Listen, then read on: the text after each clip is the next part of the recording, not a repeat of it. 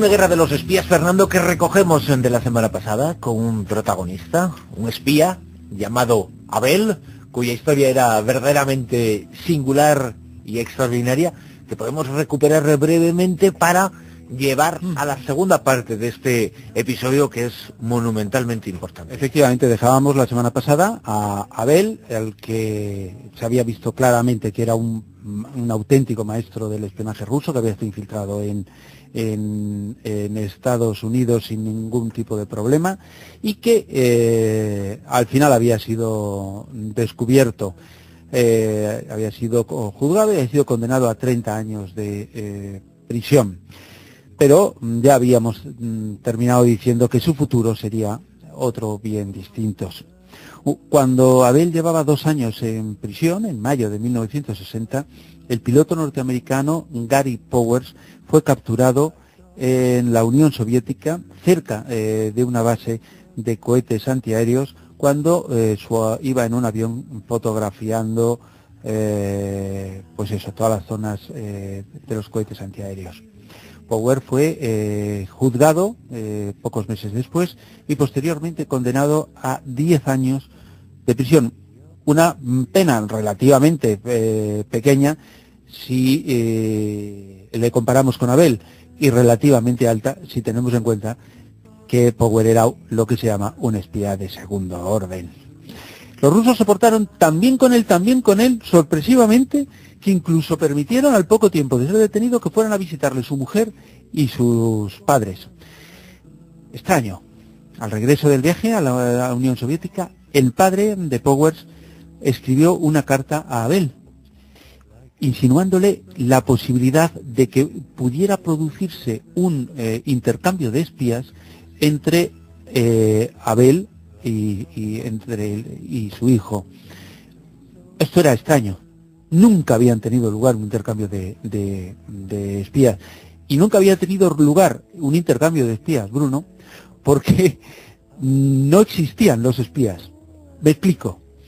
Abel estaba condenado a 30 años de prisión, pero los rusos nunca, ni hasta entonces, ni jamás reconocieron no solamente que fuera un espía, sino que fuera ciudadano ruso.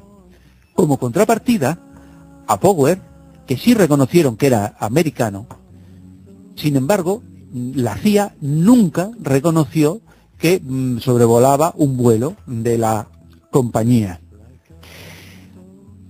Abel, no obstante, transmitió este mensaje del padre de Power a su abogado. Su abogado era James Donovan. Era uno de los mejores letrados que había en Estados Unidos, y que le había defendido en contra de una voluntad general, porque defender al mayor traidor que había en Estados Unidos, que había un ruso que les había robado todo, le había dado un mal rollo tremendo. Sin embargo, Donovan, que era una persona de altura, lo había hecho. Total, que cuando recibió lo de la posibilidad de hacer el intercambio, bueno, pues entonces Donovan se puso en marcha. Habló con las autoridades políticas y encontró todo tipo de trabas. Incluso le llegó una carta de una mujer que aseguraba ser la mujer de Abel, en el cual también le incitaba. Donovan se dio cuenta de que Rusia estaba moviendo fichas como si nada, ¿no? Como si no quisieran hacer nada. Pero sin embargo él se encontraba con el problema que los políticos no querían, hasta que el asunto llegó al presidente Kennedy y a su hermano Robert, que como sabes era el ministro de Justicia.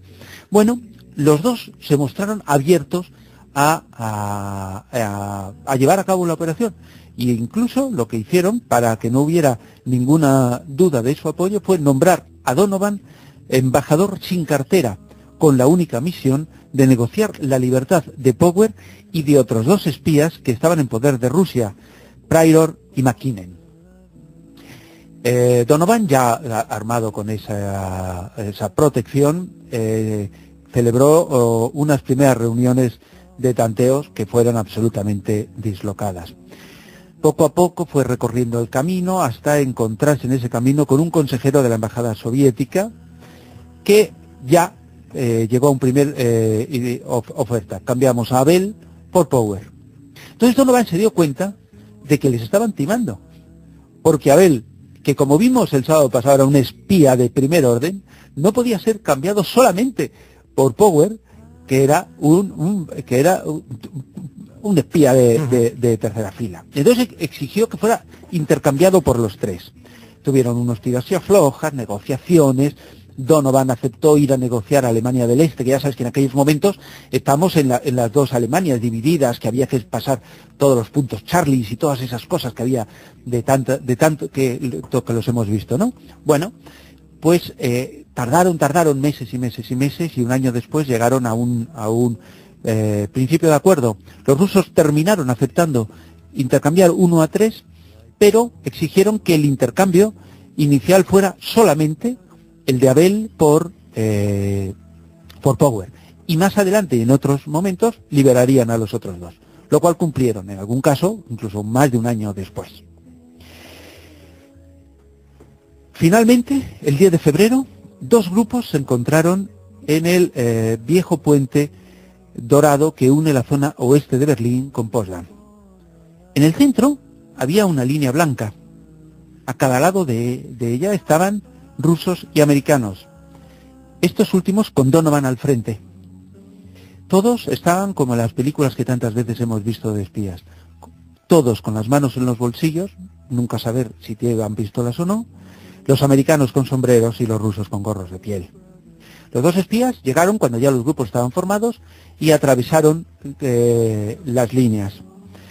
Donovan recibió a Power con un por fin de regreso. Y sin embargo los rusos no dijeron nada a Abel, como diciendo, con lo poco importante que es. Finalmente, los dos fueron condecorados, Abel en Rusia con mucho más mérito del que Power lo había sido en Estados Unidos.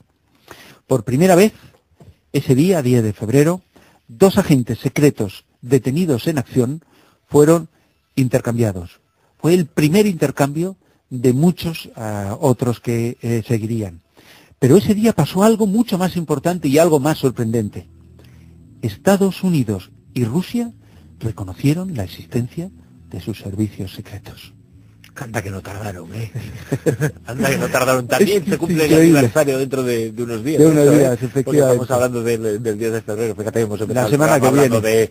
de ese 11 de febrero del año 90, del fin, en cierto modo, de la apartheid y del día de la liberación de Mandela, ¿no? Lo que costó reconocer en Sudáfrica que los negros eran iguales a los blancos. Bueno, pues lo que les costó reconocer a Rusia y a Estados Unidos, de lo que todo el mundo sabía, pero que ellos no se atrevían a decirlo o no querían, vamos. Y estuvieron durante mucho tiempo, pero ya poco a poco, al menos aceptaron en secreto que esos detenidos eran agentes suyos. Nada más y nada menos. Fíjate. El primer